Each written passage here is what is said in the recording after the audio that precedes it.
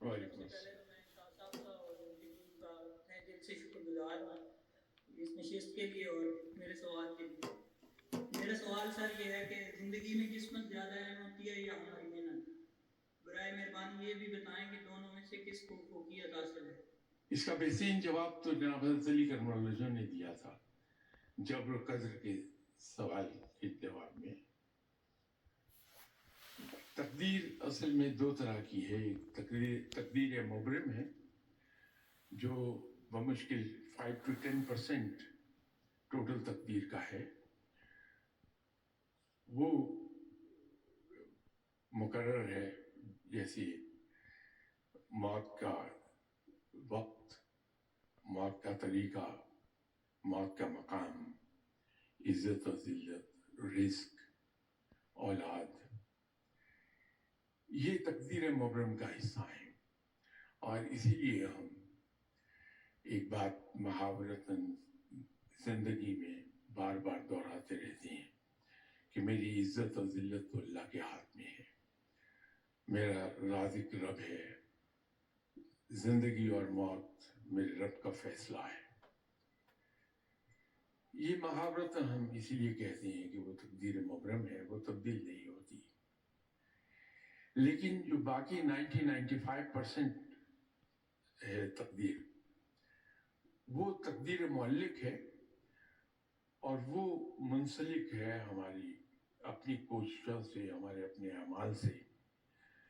اور وہ تقدیر انسان خود لکھتا ہے کہ رب تعالیٰ نے انسان کو اپنا نائب بنا کے زمین پہ اتارا ہے، اور یہ قرین انصاف نہیں کہ قادر مطلق کا نائب مجبور محض ہو۔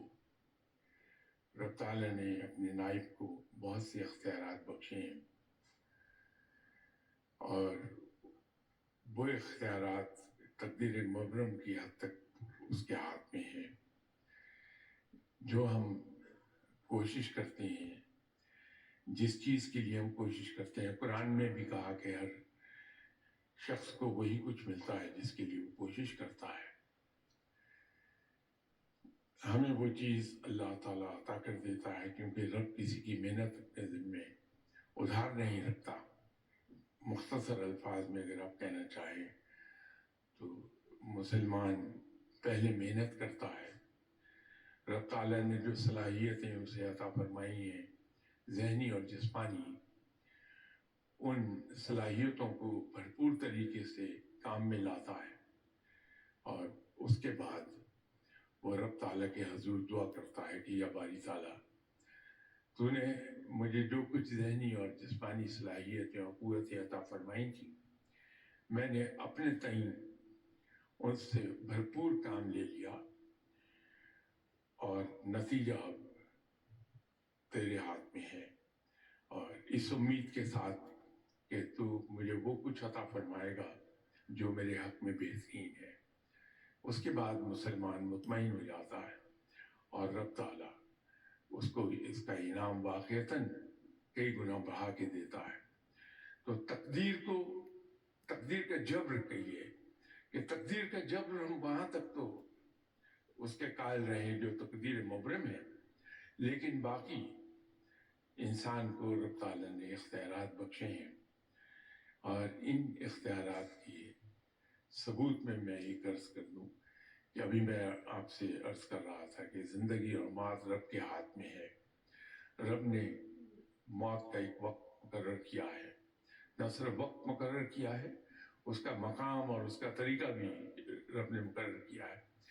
لیکن اگر کوئی آدمی اپنے ان اختیارات سے جو رب نے اسے بخشے ہیں ناجائز کام لے لے، انڈیو ایڈوانٹیج لے جائے اس کا، اور اپنی زندگی کو ختم کر دے، خودکشی کر لے، تو اس کی سزا یہ ہے کہ وہ ابد تک جہنم میں جلتا رہے گا۔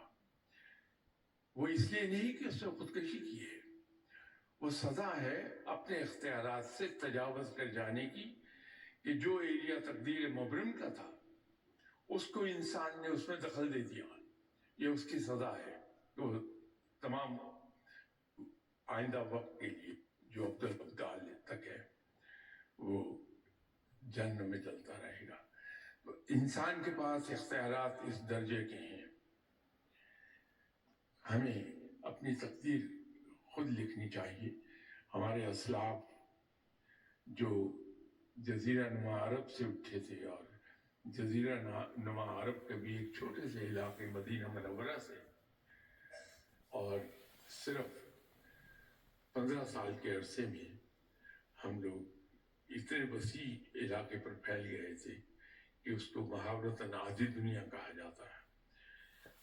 उस वक्त हम बाअमल थे, उस वक्त वज़ाइफ पर तकिया नहीं था हमारा तकिया था कोशिश पर, और अल्लाह ताला ने हमें कामयाबी अता फरमाई। तो हमारी ज़िंदगी में सबसे अहम मेहनत और कोशिश है। ये मेहनत और कोशिश मेन वेपन है लड़ाई का, और दुआ उसकी सपोर्टिंग वेपन है। जमशेद मुनीर साहब हैं।